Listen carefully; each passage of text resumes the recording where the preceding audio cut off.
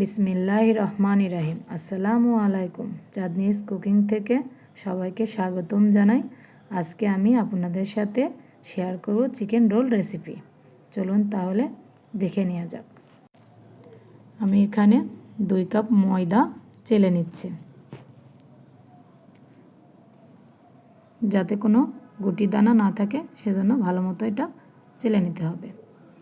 এর মধ্যে আমি 1 চা চামচ লবণ দিয়ে দিলাম, 1 টেবিল চামচ চিনি দিয়ে দিলাম এবং সামান্য একটু রেগুলার রান্নার তেল দিয়ে দিলাম। এবার একটা হ্যান্ড হুইস্কের সাহায্যে এটা ভালো মতো মিশিয়ে নেব।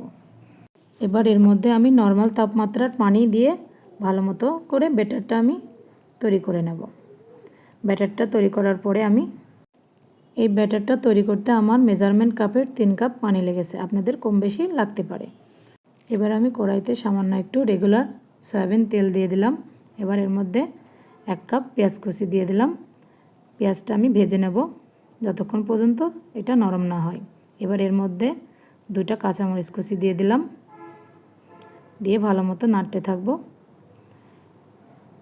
এবার এর মধ্যে আমি 1 চা চামচ রসুন বাটা, 1 চা চামচ আদা বাটা, 1 চা চামচ জিরে বাটা দিয়ে ভালো মতো ভেজে কাঁচা গন্ধটা যাতে না থাকে ভালো মতো ভেজে নেব। এবার এর মধ্যে আমি 1 কাপ গাজর কুচি, 1 কাপ আলু কুচি দিয়ে এটা ভালো মতো নেড়েচেড়ে মিশিয়ে নেব।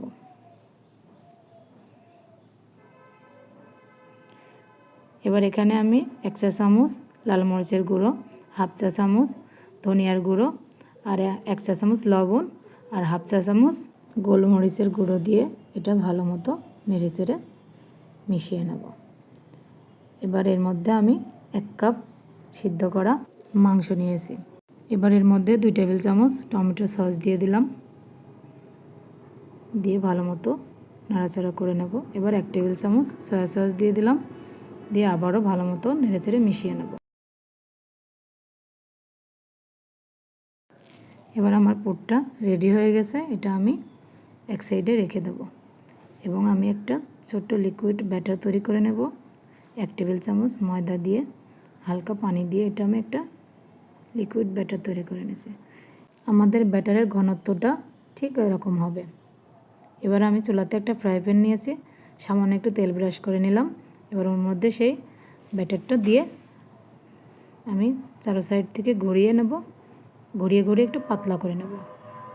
এবার 2-3 সেকেন্ডের মতো অপেক্ষা করব। এবার আমি উপর পাশটা উল্টিয়ে দিলাম, দিয়ে উঠিয়ে নিলাম। আপনারা যাতে বুঝতে পারেন সেজন্য আমি আরেকবার করে দেখাচ্ছি। একই প্রসেসে আমি ফ্রাই প্যানটা ঘুরিয়ে নিলাম। এবার আমি উল্টিয়ে দিলাম। এবার উল্টে পাল্টে একটু হালকা করে সেঁকে নিলাম। দেখুন আমার সব কয়টা শিট তৈরি হয়ে গেছে। শিটটা কত পাতলা এবং নরম সফট হয়েছে। অনেকগুলো শিট তৈরি করে নিয়েছি। এবার আমি প্রথমে একটা শিট নিয়ে নিলাম, ওর মধ্যে সেই পুরটা দিয়ে দিলাম, দিয়ে যে আগের থেকে একটা লিকুইড ব্যাটার তৈরি করেছিলাম এটা চার সাইড দিয়ে এটাকে আমি ফোল্ড করে নেব। আমি কিভাবে করছি আপনারা একটু ভিডিওতে লক্ষ্য করলে বুঝতে পারবেন।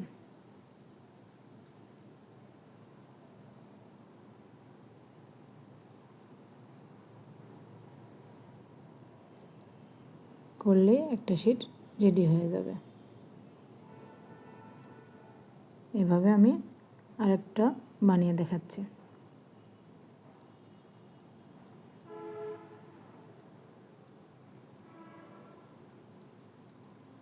শিটটা দুইভাবে বানানো দেখানো হয়েছে, আপনারা যেভাবে করতে চান সেভাবে করবেন। এবার আমি এগুলো একটা প্লেটে নিয়ে এভাবে ডিপ ফ্রিজে 2-3 ঘন্টার জন্য রেখে দেব। তারপরে ডিপ ফ্রিজ থেকে বের করে এটা আমি একটা জিপলক ব্যাগে সংরক্ষণ করব।